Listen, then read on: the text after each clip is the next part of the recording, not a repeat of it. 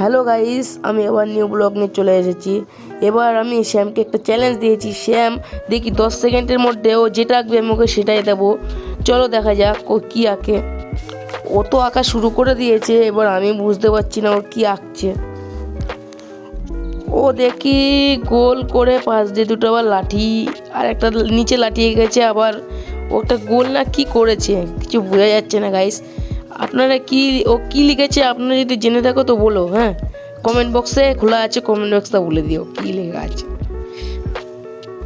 ও এঁকেছে র্যাকেট। আমি জানতাম না ও র্যাকেট আঁকবে। এই দেখুন, আপনারাও দেখুন র্যাকেট এঁকেছে ও। তো আমি ওকে র্যাকেট গিফট দেবো, দেখতেই পারবেন এখন।